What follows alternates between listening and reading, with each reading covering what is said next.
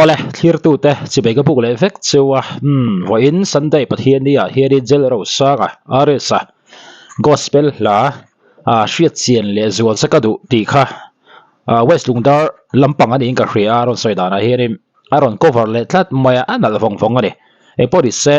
jel ro sanga hi leng zem chang ani lawa pathian la gospel la kan tiang chi a po hian zun anei thau ni ti hi awa han chiang em eng poni se kan soitam lawanga ari sa zai hriat chian le zual sakadu ti kan thlir ho dor ani sai tlem na soi vega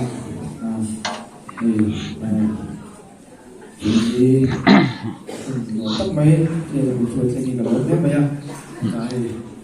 kan au tu te bula te me chu te ra kan tu lo wen ka se te choi mo na ro pu tang ni ka soi do sin so ke be ga ma chang ni ma ya na ko thiam lo ko be ke fe chu ma ra chu ka lo tak se kan soi do ani ma thiam lo bui na shi se le so chu ka do ti kan sa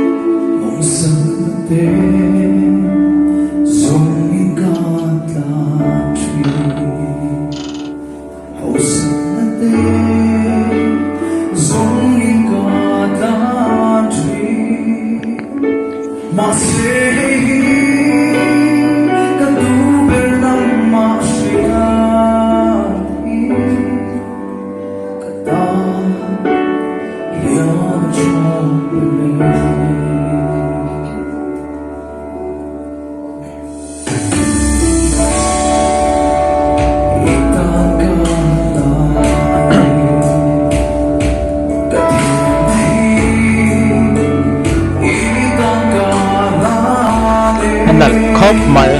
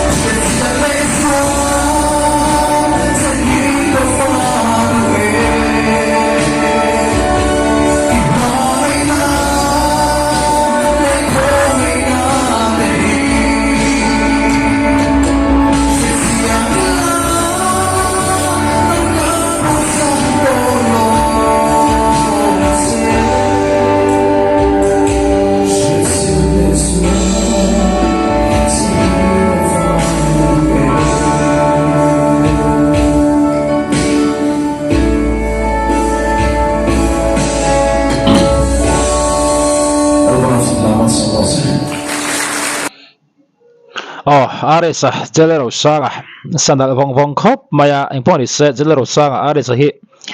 enge gospel la kan tiang chi te po hi ron sa chau nuk ma se ai melo na om ka tilawa hei mi then khat chu rin gospel le leng zem sak pol chu da za thak emai ti hinom thina ni amaro chu jelero sang hi chu a khating ang chi khani velo ama pon sei to a leng zem sak pon thieng lim takina sak thei aron te to ni chu adik khop maya tun tuma west lungdar lampang vein lampanga hriat chian le zul chakatu tiaron sakpo hi a moi vong vong ani ange zun hi anga hrimhrima leng zem la love song kan ti a sak lawa gospel pathian hla kan ti big ang chi te aron sakpo hian jelero sang hi chun zun anga hrimhrim ani chu a chiang rang maya hengpo ni se jelero sang a are sa tuna azai hriat chian le zul chakatu ti kha kan en non le anga uluk takin vo in sunday pathian di le bokan feel veng veng dor ne kan en le ha lang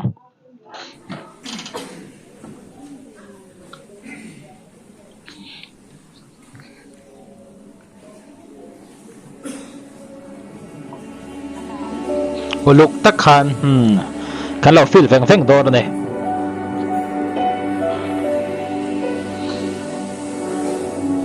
pathian in a choi moya are sa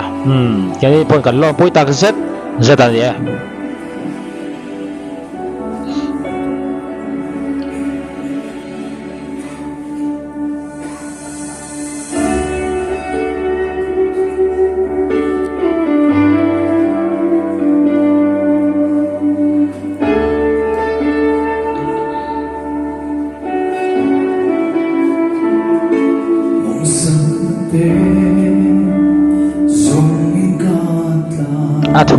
thu hi lo nga tha te ron na la adhika ni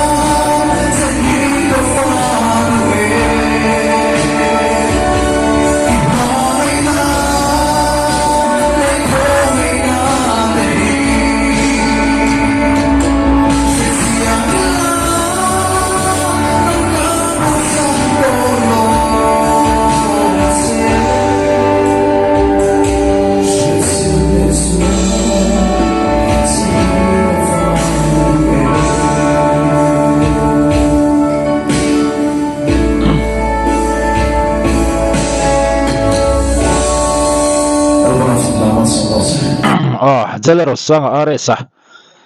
kan nga thatui vong khop mai leng zem hemi enge love song kan ti lo mo pathian la gospel la kan teng si te po hi ron ti chho nuk selavan thadon thau em te karil ro lo langa engponi se zel ro sang thiang vong khop mai mi tam takril ro a ne don thawani te chu chiang renga nia love song le gospel ka sakpol nu kang aron tiang khanin khatiang sakpol thiam tur chuan ril ru man thiam a poimo chu tiang tu zon zel ro sang hi angai tom lo ni ti kha sianga ne poni se thiam ti vm ilo sei vele don nia